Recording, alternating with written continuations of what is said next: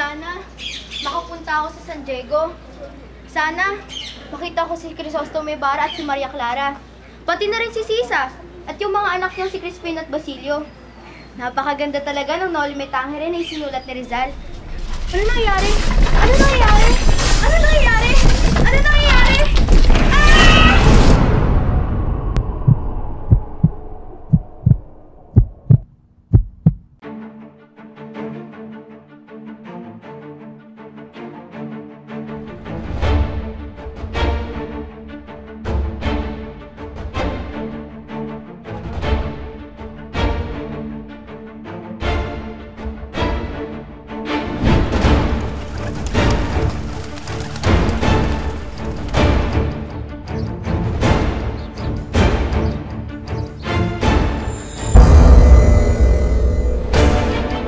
Ibarra, Kapitan Tiago. Matagal-tagal ka rin nawala. Opo, galing po ako sa bansang Alemanya upang doon mag-aaral.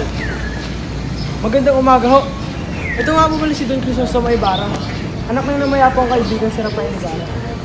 Madre Damaso, kinagagala ko pong makilala ang matalik na kaibigan ng aking ama. Kaibigan? Kailanman ay di ko maging kaibigan ng iyong ama.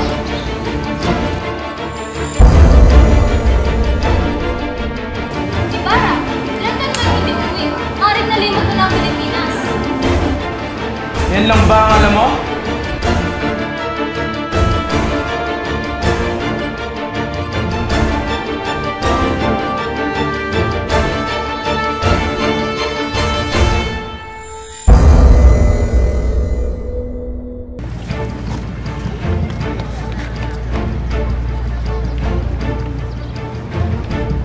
Iyo, bakit po? Gusto ko lang sabihin sa'yo na ayokong magaya kayo sa inyong ama. Ano pong ibig niyo sabihin?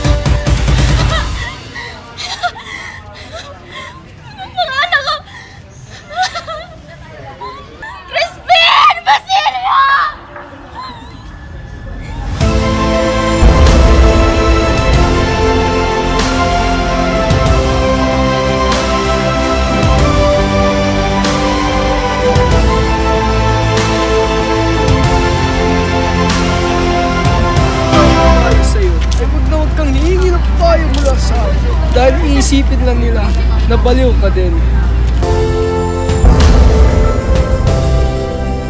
Magdasal tayo! Magdasal tayo! Ayaw na makapatay ngayon! Magdasal natin ang aking mga anak!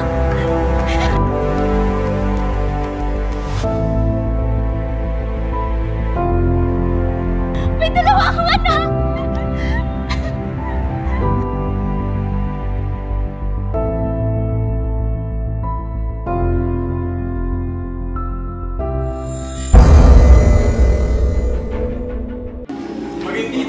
ama, ang mga ama ng mga ulupong na iyan, ay mamamatay na lamang sa kulungan, di ba? Karapatan, Padre Damaso! Ako kanina pa ako nagtitipis sa lahat ng mga palalait ko sa aking ama! Pero sumusobra ka na! Ah!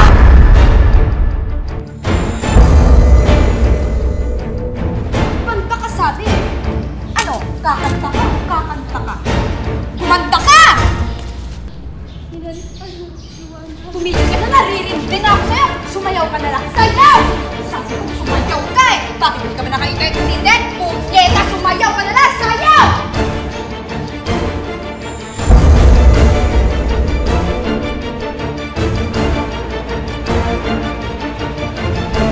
Ano tinitingin-tingin mo dyan?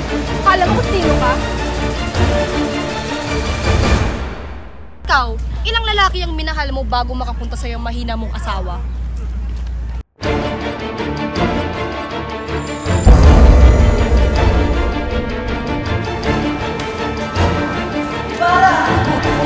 Elias, kailangan na tumakas dito! Bakit? Ikaw ang pinagbibigyan na gusto mong sukartil! Ano? Sige, tulungan mo ako sa gusto sa mga kapilatan. Mas muna ka yan!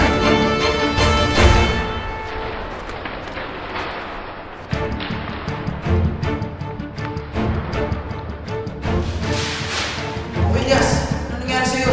Ibarra. Kilala mo bang Ibarra Mendia? Oo, bakit? Siya ang aking lolo. Punyeta! Alam mo kung ikaw ang magpahirap sa ninuno mo kaya kami nalagay sa ganitong sitwasyon?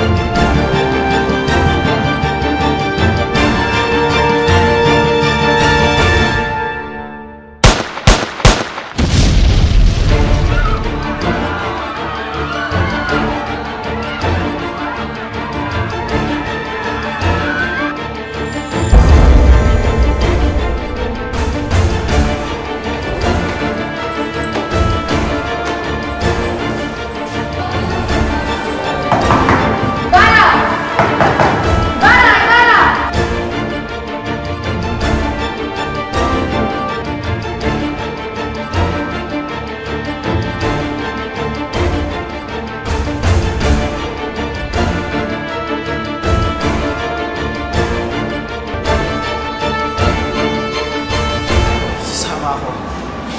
Doon lang ako pusasa.